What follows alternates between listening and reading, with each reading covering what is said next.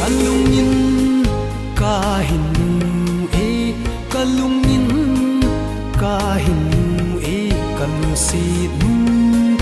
na sumai kalungin kahin e he he he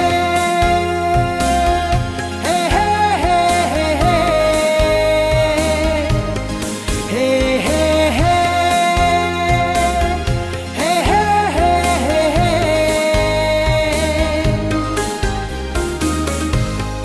mol kahi zi in kasingam puilung sidna kamol kahi zi in kasingam puilung sidna hinven ka hin khu hi nang ngai ka hin khu hi nang ngai na in phatin koma jing kano he he he he he he he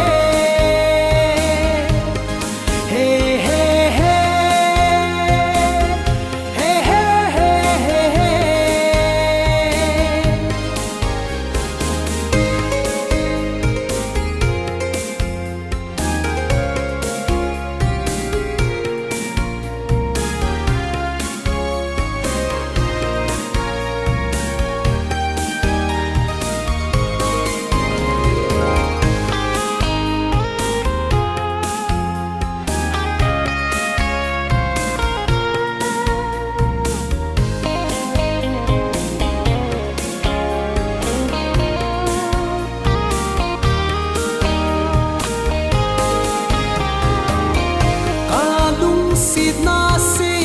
nge lungin nei kham da ta ama ko ma se nge kalung sit na thim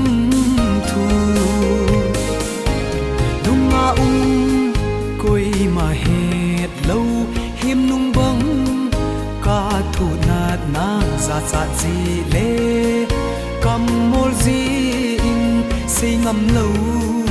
cá lung xin na he he he he he he he he he kalungin kahin e kalungin kahin e kalusi na sumai kalung